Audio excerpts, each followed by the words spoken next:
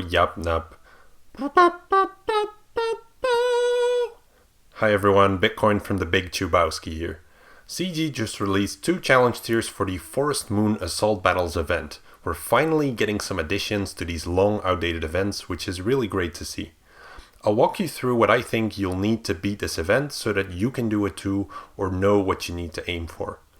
First off, the 2 team options. I'm sure there are many more variations and gear possibilities than what I'm showing you here, but it is a starting point.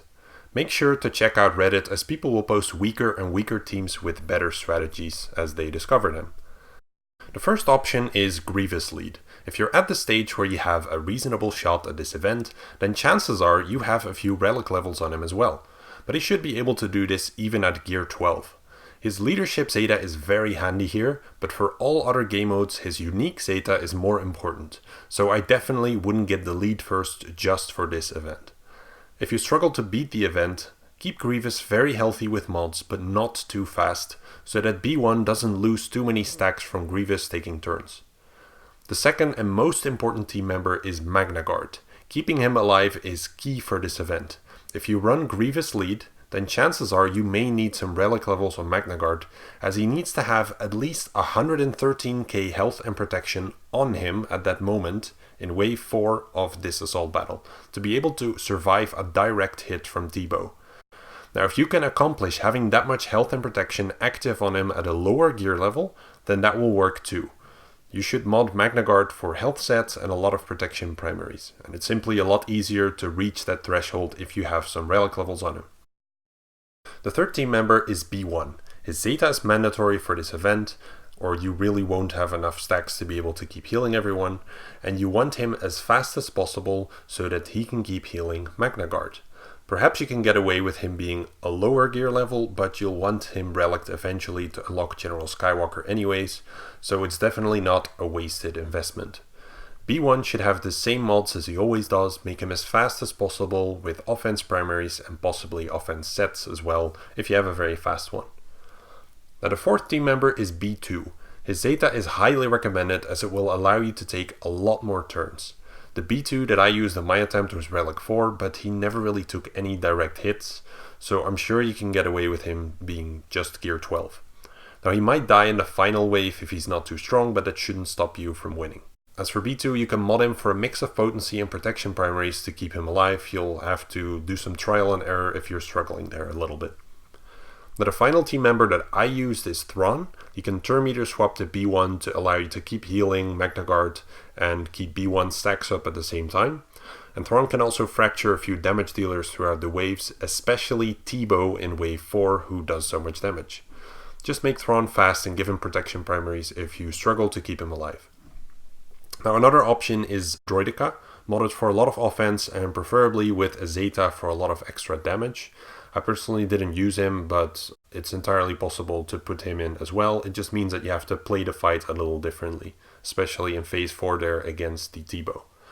Now none of the other droids seem particularly attractive for this event under Grievous lead, but I'm sure someone will figure something out with them where they don't get eaten alive like under HK lead, which is the second team option. If you can't use Grievous but do have a gear 12 HK47, then he will be an option, as HK will allow your B1 to just not die by itself and to build up a lot of stacks to more easily heal your team members to full. He doesn't need Zetas or any special care for modding, I think. You could try to keep him more survivable, you could try it with a little more damage depending on how you're struggling. And if you are struggling to keep Magna Guard alive under Grievous lead, then perhaps a different lead is simply a better choice for you. Shout out to Coach Roach on Reddit for writing out his approach to using the HK lead, as I didn't use it myself. Now with the team options, Zetas and modding out of the way, let's get into the gameplay. The first 3 waves are simple. You kill the Elder first if there is one there, because he will be reviving people otherwise. Then you want to kill the Scouts, which are the heavy hitters, and finally the Warriors, which are a bit more tanky but don't hit as hard. You can try to control the hits from the Scouts here and there to prevent some damage. If you are running the HK lead team, then B1 will build up a lot of stacks during these waves, which will allow him to heal way more later on. Now if you're running Grievous lead, then use his last special on a debuffed enemy to build up his health, as the extras actually carry over between the waves. Now, to keep Magnaguard alive, you can also use the special shield ability that you have for this event at the bottom right as often as possible. I personally didn't need to use it in my attempt, but if you're cutting it close in the requirements, it will be a lifesaver. The fourth wave is where things get tricky. T-Bow will get a direct 113k hit in on Magnaguard, and this is where having high enough collective health and protection at this stage is crucial.